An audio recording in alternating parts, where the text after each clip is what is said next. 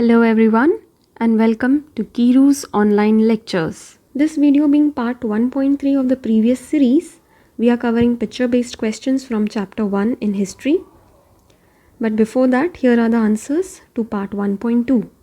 First question, what event does this image signify? Well, it was done by the liberals of Germany. They were attempting to unify Germany and have a constitutional monarchy set up. So this is an all-German National Assembly. In question, how did the event in this image conclude? Well, this parliament was not a successful one. The constitutional monarchy could not be set up.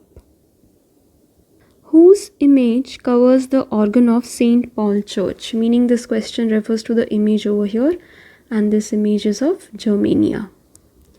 Next is, women were admitted only as observers to stand in visitors' gallery because they were denied suffrage rights. That is, the women standing over here in the gallery, they were not given the right to vote in this German National Assembly. The fifth question, which part of this image explains us about political rights of women? So, again, it is the women standing in the upper left gallery. Sixth question, what does the presence of women as mere spectators in upper left gallery indicate? It indicates denial of suffrage rights. Question, what does this image depict? Now many might think that this is a broken or a fallen monarch, Bourbon dynasty, Marianne, but it is the image of Germania. That is after the German National Assembly of Frankfurt Parliament was disbanded. This is signifying loss of hope. So D. Question 8. What event is depicted in this image? It is the disbanding of Frankfurt Assembly. Also, it can come as a fall of or failure of Frankfurt Parliament. Then that will be the appropriate option. What does the crown and scepter indicate? Meaning over here at the left bottom corner, it indicates loss of hope.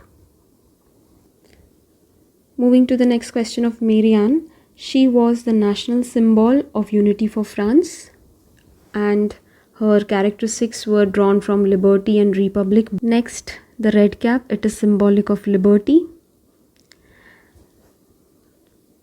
And the image signifies Marianne, allegory of France. Moving on to the next question, which allegory was used to unify the people of France? Then it is Marianne. Had the question been Germany, then you could have used Germania. Next, same question has been asked in different words. Marianne was France portrayed as a female figure. That is, she was allegory of France. And last, the title which is appropriate for this image is Visualizing the Nation, because there were many romantic artists who were trying to personify country. In this part, we are going to cover these 4 pictures. One is The Dream of Worldwide Democratic and Social Republics by Frederick Sorio. Then The Planting of Tree of Liberty, The Courier of Rhineland, and The Club of Thinkers. Starting with our first image, it is created by artist Frederick Sorio. He had made a series of paintings, and this is one of them. It is titled as Dream of Worldwide Democratic and Social Republics. By democratic, it meant that the inhabitants of a land will have the choice of making their government or choosing their leader. By social republic, it meant about a political or economic theory wherein all things including production, distribution, exchange will be owned and regulated by the community as a whole and not just in the hands of few people, that is not just in the hands of the royals. This image is also known to be utopian vision. Utopian because something that cannot exist, it is too perfect, far from our reach, and so on. Next, if you carefully observe, there is a long train of people over here, and they are offering homage to Statue of Liberty. Statue of Liberty, meaning the abstract idea of liberty over here has been personified to arouse imagination in the minds of people. And next, she has in one hand a torch of enlightenment, and in another hand she has a charter of equality before law and such many other rights. Next, in the foreground, if you see, the artist has depicted shattered remains of monarchical rule or absolutist institution, that is the broken crown and the broken scepter. Next, over here, if you see in the sky, you can see Christ, angels and saints who are blessing this kind of a world, meaning that even God is happy when his children are happy. Leading this procession are the people of America, that is United States, and Switzerland. This is because they were already nation states by this time. And France over here is also with its revolutionary tricolor flag. It is because it had just reached the status of nation state by this time. So these are the key points and significance of this picture. Besides that, if you can have a look at these different people, they can be easily identified which country or land they belong to with the distinct clothing and the flags that they have. Now we move on to this image. This image is after French Revolution, as you have studied in your books also, that Napoleon rose to power after this Bourbon dynasty was overthrown by the people, and that is how French Revolution took place. The monarchical rule in France came to an end. Now over here, Napoleonic Code was introduced by Napoleon, in which he brought about equality before law. He abolished all the privileges of birth. Next, transport and communication improved. Feudal system was abolished, many peasants were freed, and even guild restrictions were removed, because of which many people favored this Napoleonic Code. Besides that, along with the French army, he declared that he will help Europeans to constitute the nation states. That is, he will help many other kingdoms or people living in different kingdoms to put an end to the monarchical rule and be a nation state just like France. Now, Napoleonic Code was seen as good in some places. However, in different places, there were some miseries caused by the same army. Now, in this image, the French army is erecting the Tree of Liberty, that is Tree of Freedom, in Zweibrücken in Germany. That is, they helped a piece of land to get freedom from their monarchical rule.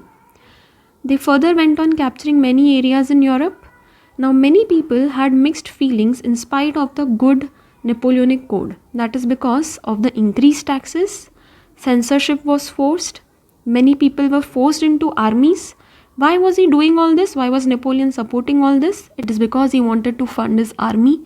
So he increased the taxes in these new acquired areas and territories. Next, he wanted more people to join the army so that he can further expand his territories. And that is why this was looked upon as a bad invasion. So here in this image, it is showing that how in a place called Zweibrücken in Germany, German painter Karl Caspar Fritz, there is showing that these French soldiers, they are erecting a tree of liberty, that is, they have captured this area, and they are at the same time harassing a woman over here, they are pushing a peasant on his knees over here, and they are forcefully taking away the cart of a peasant over here. And on the placard here, there are these lines that say, "Take freedom and equality from us, the model of humanity." So it is like a sarcastic take on what Napoleon was doing in the name of making a nation state or bringing freedom from monarchical autocratic rule. On your screen, you have questions basis this image, and you may try answering. Use our comment section. As discussed in the previous one, Napoleon was constantly focusing on expanding his territories. So he went on conquering many places in Europe, and it was all in the name of creating a nation state. So many conservatives, that is many kings, monarchs, they were very much against it. They wanted to keep the same authority of monarchy going on. That's why they were not liking this idea of a nation state introduced by Napoleon. Now, because of this, he lost the Battle of Leipzig and he was defeated by the monarchs of Britain, Russia, Prussia and Austria. You can easily remember them by this acronym PRAB. And next, over here in this image, he is depicted as a postman carrying letters over here, and the letters falling have the names of the territories. These falling letters are symbolic of lost territories, or the territories that he had acquired, and now because of his defeat by the conservatives or the monarchs of Prague, that is Britain, Russia, Prussia and Austria, he lost these territories to them. And here again are the questions related to this image. Now we move on to the last image of this video. This image is titled as the Club of Thinkers. Here there are liberals, revolutionaries that are sitting, and this is an image after monarchies were set up again, that is after the defeat of Napoleon by the monarchs of Britain, Prussia, Russia and Austria. Now these monarchies which were set up, they were ensuring that never again there will be a rise of revolution in their kingdom. So because of this, they were autocratic in nature, and they did not tolerate any criticism. They imposed censorship on ideas of liberty and freedom. All this was done to avoid another revolutionary activity again. So over here in this placard on the left hand side, there are rules written where it is mentioned that the people in this club should maintain silence, and there are these muzzles or masks that have been put on the faces of people. This is trying to sarcastically say that even if they are tempted to talk, this muzzle will help them or remind them that they should not talk because there is no freedom of speech in the presence of monarchies. And something very important that really elevates the sarcastic level of this image or this cartoon, or you can say a meme of that time, is this plaque over here. It reads, "How long will thinking be allowed to us?" So it is trying to say that everything, all our rights have been shunned away or taken away by the autocratic rule of kings and monarchs. Now how long will they allow us to think? Or maybe that also will not be allowed to us in some time. Here you have the questions for this image as well. Thank you. Keep watching, keep sharing.